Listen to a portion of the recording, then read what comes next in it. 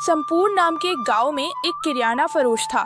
शुरू में वो बहुत ईमानदार था, लेकिन एक दिन उसके जहन में ये ख्याल आया कि कम वक्त में ज्यादा पैसे कैसे कमाए जा सकते हैं। इतनी मेहनत से कारोबार करता हूँ फिर भी मुनाफा कम है। अगर मैं थोड़ा सा दाम बढ़ा दूं तो कैसा रहेगा? और अगर साथ में थोड़ी सी मिलावट भी कर दूं तो क्या किसी को पता चलेगा? रघुदा, चीनी कितने रुपए किलो है? 60 रुपए। क्या? कल तो 45 रुपए था। अच्छा ठीक है, दे दो। और हाँ, एक पैकेट चनाचूर भी देना।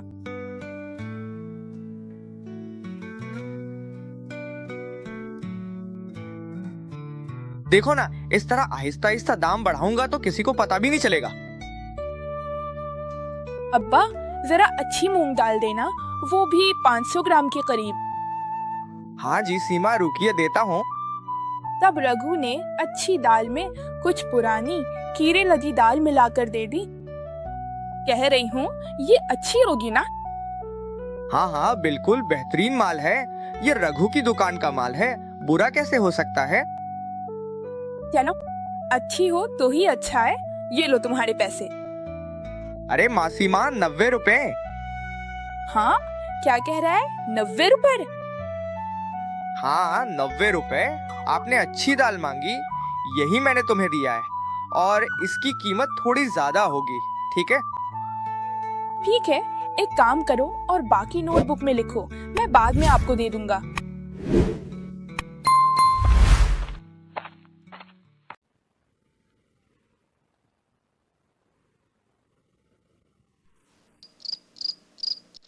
तुम देखो, हम बहुत जल्द अमीर होने वाले हैं।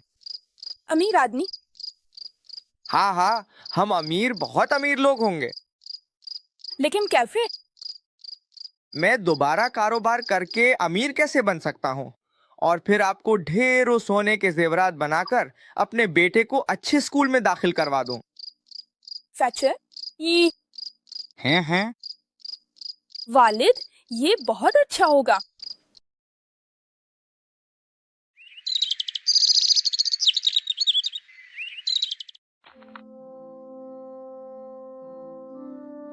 बाप राघो, क्या आपने मुझे दाल दी?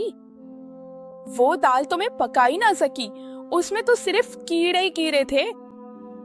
क्या रघु, तुमने खराब माल बेचा है क्या? अरे नहीं, मेरा मतलब है, नहीं, मेरी दुकान का माल कैसे खराब हो सकता है? कमबख्त बढ़िया को और कोई वक्त नहीं मिला आने का। खुद तो हमेशा उधार पर माल ले जाती है और इधर मेरा कारोबार भी चौपट कर देगी। तो फिर मासीमा, शायद आप ही से कहीं गलती हो गई है। देखें, शायद आपने किसी और दुकान से ले लिया हो। हाँ, शायद ऐसा ही हुआ हो। लेकिन बेटा, मेरी गलती कैसे हो सकती है? तू ही बता। कल तो मैं तेरी दुकान से ही दाल ले गई थी। अरे मासीमा, देखें, इस तरह मेरी दुकान की बदनामी ना करें। और वैसे भी आप लोग तो मेरे रोज के ग्राहक हैं, मैं आपके साथ ऐसा कैसे कर सकता हूँ? हाँ, बात तो सही है, लेकिन मैं तुझसे झूठ क्यों बोलूंगी? अच्छा मासीमा, देखें, जो होना था वो तो हो गया। इससे बेहतर है कि आप एक काम करें, नई दाल ले जाएं। अच्छा रघु, मैं चलता हूँ फिर।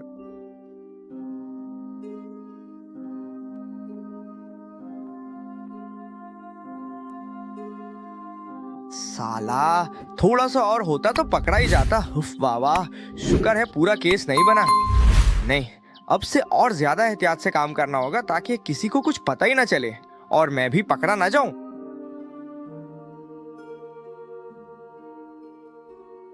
देखो, कब से अकेले अकेले बड़बड़ा रहे हो।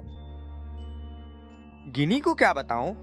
नहीं, अभी गिनी को ये सब नहीं बताया जा सकता। लो, अब पता नहीं क्या क्या सोच रहा है। अरे क्या हुआ, क्या सोच रहे हो तू? हाँ नहीं, कुछ नहीं। बताओ, बाबू कहाँ है? वो तो कमरे में पड़ रहा है। क्यों, क्या हुआ? अच्छा ठीक है, मैं जरा जाकर देख आऊं। क्या मेरे यहाँ कुछ लोग आ रहे हैं? कुछ तो जरूर हुआ है। 1 बजे। रघु ने इसी तरह कई दिनों तक लोगों को धोखा देकर अपने कारोबार में फायदा उठाया, लेकिन जैसे कहावत है ना, चोर के 10 दिन, घर वाले का 1 दिन, बिल्कुल वैसा ही एक दिन आया। अरे आज सुबह सुबह दुकान खोलते ही इतने खरीदार। हाँ बताओ, तुम लोगों को क्या चाहिए? हम आज कुछ खरीदने नहीं आए, हम इंसाफ मांगने आए हैं। अरे बीबी, इंसाफ यानी किस बात का इंसाफ? क्यों तुम समझ नहीं रहे कि तुमने हमें खराब माल बेचा है और उसके बदले में 2 गुना पैसा कमाया है? इसी का इंसाफ चाहिए।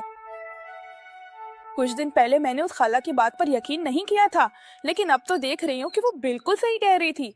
एक तो तुम हमसे ज्यादा पैसे लेते हो, ऊपर से खराब सामान देते हो। हाँ बिल्कुल सही कहा। मैंने उस दिन दुकान से सब कुछ लिया था, फिर जब पकाने लगी तो देखा कि आधा सामान तो खराब है।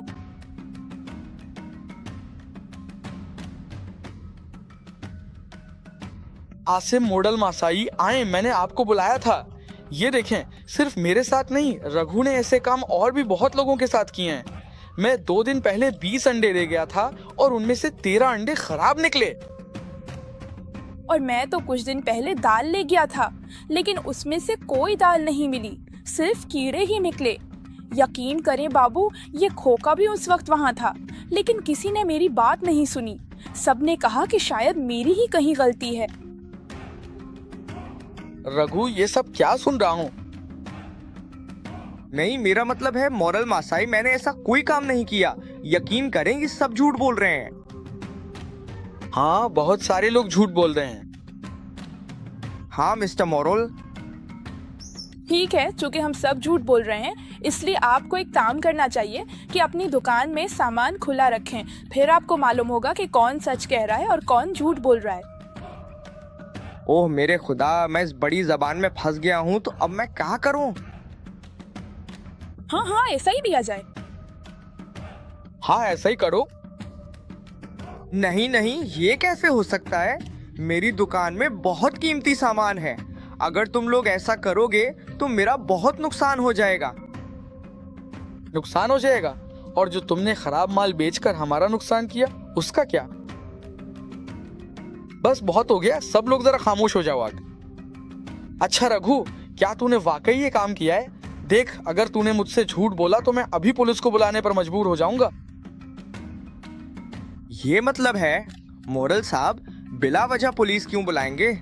अगर पुलिस मुझे पकड़कर ले जाए तो मेरे बीवी बच्चों का क्या होगा? अब अगर तूने मुझसे झूठ बोला तो सच्चाई जांचने के लिए पुलिस को बुलाना पड़ेगा, वरना तेरे दुकान का सारा सामान खोलकर देखना होगा। अब तू बता, कौन सा करेगा?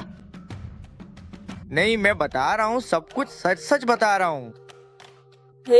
रघु ने एक एक करके सब सच सबको बता दिया और गांव में ये खबर हवा की तरह फैल गई। सबने मिलकर फैसला किया कि आज से कोई भी रघु की दुकान पर नहीं जाएगा।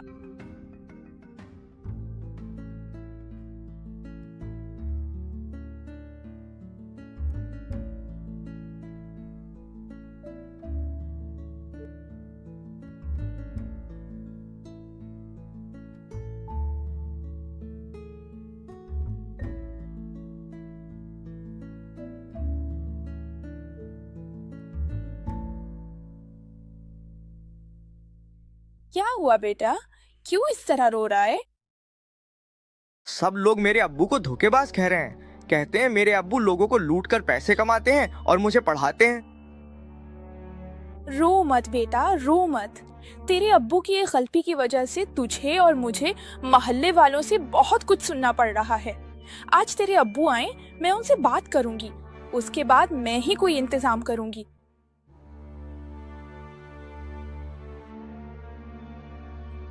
हाय हाय हाय, तुम कैसे अपनी बीवी और बच्चे को इस तरह खुश रखने की कोशिश कर रहे हो?